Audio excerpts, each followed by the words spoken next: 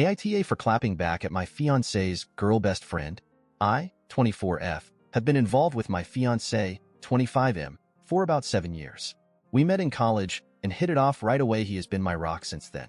I am really close to him, and there is nothing I keep from him. When we were in 2 years of college, I mustered up the courage to tell him what I haven't told to anyone else in my life. I was being sexually abused throughout my childhood by my father. This was really hard for me, and I felt like I was going to have a panic attack. I thought that he would feel disgusted and leave me, but he just hugged me and let me cry on his shoulder. I felt relieved and loved after so many years of feeling lonely. With his help, I started seeing a psychiatrist, and for once I felt like my life had a purpose.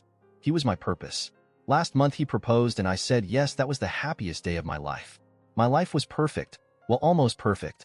He has a best friend. She was his childhood friend, and everyone seems to want them together. Even his family wishes that they could be together since they know her family, and her mom was best friends with his mom before she committed suicide. May her soul be in peace. I never had a problem with her since I was secure with my relationship. I tried to make her my friend, but she seems to have a problem with me. I never wanted to make a scene, so I just started avoiding her existence, but she always finds a way to make backhanded comments about me and my body, making me look like I am some kind of prostitute, which really hurts me since I had been suffering with body issues. My fiancé always makes her stop, and he has cut contact before, but she begged him to forgive her, and she apologized to me, so he forgave her, giving her a second chance. She stopped for a while, but she would always give me a bad look. He isn't around. Well, Monday was his 25th birthday. It was going to be hosted in his family's house, and I was excited not only because we were going to announce our engagement, but to give him my birthday gift. It was a watch that he was seeing for a long time. I worked long hours to afford the watch, and under the watch inside the box there was a sonogram of our 2-month child with "Happy Birthday, Daddy" was written on it. This was my way of telling him I was pregnant. Everyone was there to celebrate his birthday, and before he blew out the candles on the cake, he stood up and I stood beside him facing all of his family and our friends, and announced that we were engaged. Everyone was happy for us except his GBSF, who seemed visibly upset. She kept quiet for a while and had a little too much booze to drink. His father stood up and gave a toast about how proud he was of his son and sat down.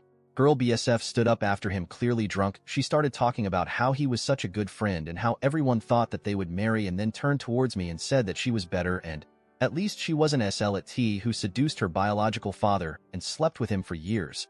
When those words came out of her mouth, I felt my world spinning around. I looked at my fiancé in shock. He is the only person who knew about this, and the fact that he betrayed me hurt like hell. I felt like all of the pain and hurt was pouring into my soul. I stood up and held my glass and gave her a toast. I told her that she was right, and I at least have a body and soul that attracted men to me unlike her, and that I understood why her mom committed suicide, and that I would have done the same if I had a daughter like her. And I turned to my fiancé and wished him a happy 25th birthday, and then I quickly grabbed my gift and got out of there. He tried to follow me, but I quickly got in my car and left. He has been calling and banging on my door since then, but I still don't have the energy to meet him yet. Comment 1. Nope. NTA.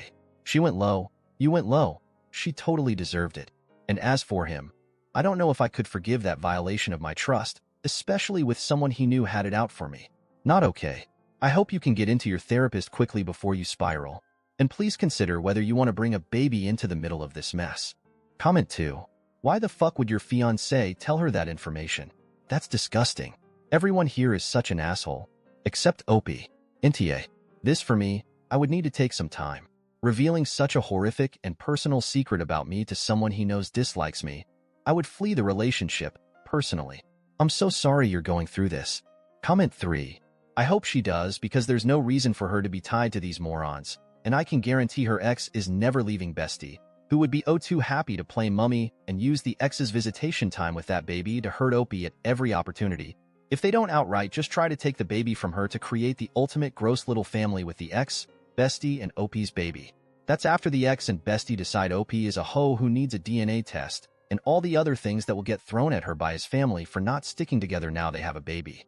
Not to mention that baby is going to have its father's dumbass genes. It's going to look like him and act like him, and even if she concealed the pregnancy and moved away, she's still going to have to tell the kid something. And what if the kid wants to meet their dad? Nah, fuck all these scenarios.